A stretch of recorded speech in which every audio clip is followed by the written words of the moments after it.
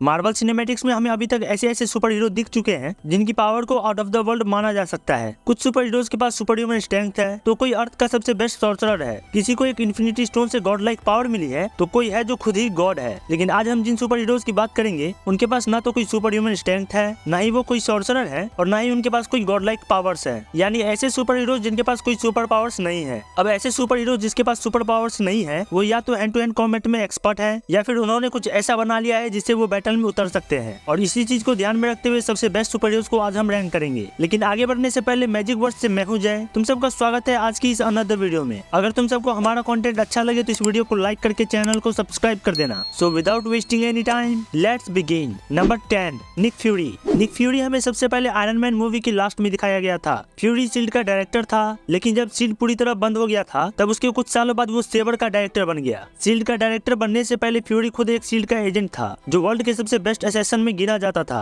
लेकिन बढ़ती उम्र के साथ वो अब थोड़ा कमजोर हो गया है। निक फ्यूरी वर्ल्ड के सबसे बड़े स्पाई में से एक है। वो इतने ज्यादा सीक्रेट जानता है कि उसके सीक्रेट के भी सीक्रेट है, जिस वजह से बड़े लोग भी निक फ्यूरी से भिड़ने से पहले 2 बार सोचते हैं। Nick Fury hand to hand combat में भी एक्सपर्ट है। वो किसी भी शील्ड एजेंट से काफी ज्यादा पावरफुल है। Number 9 Gamora. गमोरा थैनोस के एडॉप्टेड चाइल्ड में से एक थी। जब थैनोस गमोरा के प्लेनेट पर अटैक करता है तो वो गमोरा की बहादुरी और उसके बैटल स्किल को देखकर उसे अडॉप्ट कर लेता है और अपने क्रू में सबसे best hand to hand combat assassin में कन्वर्ट करने लगता है। गमोरा थैनोस की उम्मीदों पर खड़ी भी उतरती है। वो धीरे धीरे थैनोस के साथ बैटल में उतरने लगती है और जब वो पूरी तरह रेडी हो जाती है तो वो थैनोस के दिए हुए मिशंस को भी कंप्लीट करने लग जाती है। गमोरा अपने हैंड टू हैंड कॉम्बैट में इतनी ज्यादा स्किल्ड हो गई थी कि उसने अपनी सिस्टर को इतनी बार हराया था कि वो गमोरा की जान की दुश्मन बन गई थी। Number 8 falcon. Falcon American military का एक एक्स मेंबर रह चुका है, जिस वजह से उसकी बॉडी बिना किसी सीरम के भी एक नॉर्मल इंसान से ज्यादा स्ट्रॉन्ग है। फैल्कन के पास अनडिटैचेबल सुपर हाईटेक विंग्स है जिससे वो उड़ पाता है। सैम विल्सन एरियल कॉम्बैट्स की ट्रेनिंग भी कर चुका है, जिस वजह से हैंड टू हैंड कॉम्बैट में वो किसी को भी अच्छी खासी टक्कर दे सकता है। कॉमिक्स में फैल्कन के पास फैल्कन नाम का एक बर्ड होता है जिससे वो चीजों को देख पाता है और अदर लोगों से बातें भी कर पाता है। लेकिन मूवीज में उसके पास ऐसी कोई पावर्स नहीं है, बल्कि उसके पास एक तरह की एआई है जिससे वो ये सारी चीजें कर पाता है। लेकिन falcon and the winter soldier के लास्ट एपिसोड के लास्ट फाइट में हम उसे वाइब्रेनियम से बने फैल्कन सूट में देखते हैं, जिसे वकांडन्स ने बकी के कहने पर सैम को गिफ्ट किया था, जिससे फैल्कन अब पहले से भी ज्यादा स्ट्रॉन्ग बन गया है। Number 7 Antman. Antman aka Scott Lang एक नॉर्मल चोर था एंटमैन बनने से पहले,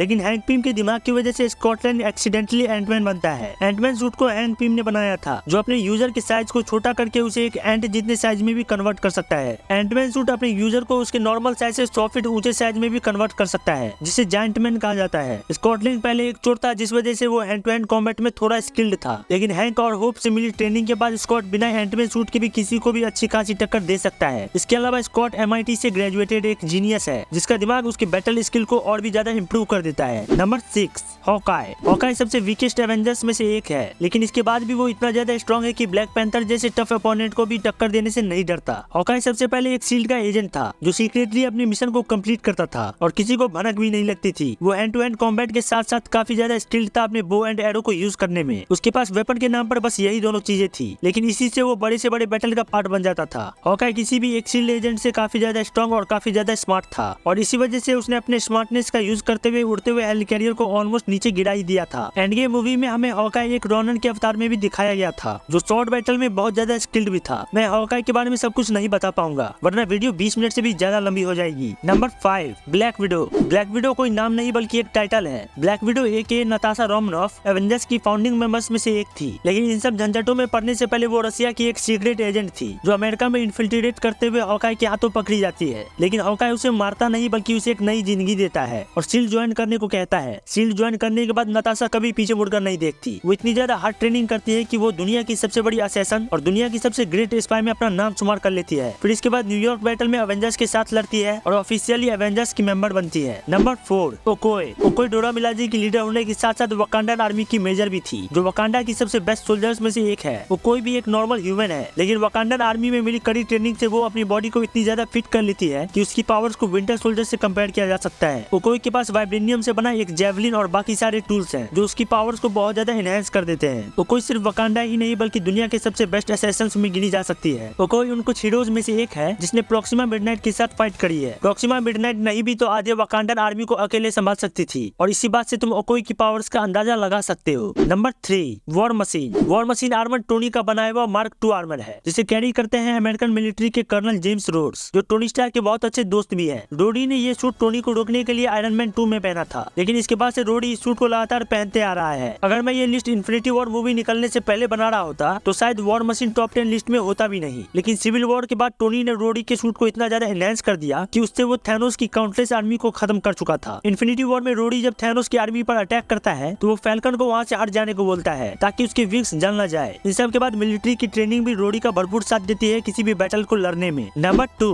शैंग-ची एमसीयू का एक ऐसा मूवी है जो मार्वल का मूवी तो लग ही नहीं रहा था। इसमें दिखाए गए शॉट्स इतने ज्यादा ग्राउंडेड थे कि शायद एमसीयू में हमें ऐसा 5 से 6 बार ही देखने को मिला हो। शैंग-ची के फादर वेनवू ने उसे इतनी हार्ड ट्रेनिंग दी थी कि वो बिना किसी मैजिक, बिना किसी सुपर सोल्जर सीरम के एक सुपर सोल्जर बन गया। शैंग-ची इतना ज्यादा स्ट्रॉन्ग बन गया है कि वो अपने फादर की पूरी आर्मी को अकेले संभाल सकता था। उसने अपने मास्टर को सिर्फ 20 साल की उम्र में ही सरपास कर दिया था और उसे अपनी आंटी से मिली ट्रेनिंग के बाद वो अपने फादर को भी हैंड टू हैंड कॉम्बैट में सरपास कर चुका है। शैंग-ची इतना ज्यादा स्ट्रॉन्ग है कि उसका कंपैरिजन इवन कैप्टन से भी किया जा सकता है और अब तो उसके पास स्टैंडिंग्स भी है जिससे वो इमॉर्टल भी है और मार्वल के one of the strongest super heroes में से एक है। नंबर 1, आयरन मैन पूरे मार्वल हिस्ट्री का सबसे ग्रेट सुपर हीरो है। अपने अंत आने तक भी टोनी ने ऐसे ऐसे कारनामे करे हैं कि सिर्फ गॉडलाइक कैरेक्टर्स ही टोनी के आसपास आ सकते हैं और उसने ये सब तब किया है जब ना ही उसके पास कोई मैजिक था, ना ही उसके अंदर कोई सुपर सोल्जर सीरम था और ना ही वो कोई गॉड था, बल्कि इन सब के उलट वो सिर्फ एक नॉर्मल इंसान है जिसके पास अंधा पैसा है और वो अपने दिमाग का यूज करके ऐसे ऐसे सुपर हाईटेक सूट्स बनाता है कि जिससे वो किसी को भी हरा सकता है। हाँ, टोनी किसी को भी हरा सकता था यदि उसे प्रॉपर टाइम और रिसोर्सेज दिया जाता तो। कॉमिक्स में टोनी ने गॉड किलर आर्मर को भी बना रखा है जिससे इवन सेलेस्टियल तक को भी मारा जा सकता है। टोनी थॉर से लड़ चुका है, हल्क से लड़ चुका है, अल्ट्रॉन की आर्मी से लड़ चुका है, इवन इन्फिनिटी सागा के सबसे ग्रेट विलेन से भी लड़ चुका है और उसने ये सब तब किया है जब वो एक नॉर्मल इंसान था जिसके पास ना ही कोई खास मिलिट्री ट्रेनिंग है और ना ही उसकी बॉडी प्रॉपर फिट थी। तो दोस्तों ये था एक लिस्ट मार्वल के सबसे best super hero without super powers का। आपको ये वीडियो कैसी लगी हमें कमेंट में जरूर बताना और यदि अच्छी लगी हो तो इस वीडियो को लाइक करके चैनल को सब्सक्राइब कर देना। मिलते हैं नेक्स्ट वीडियो में।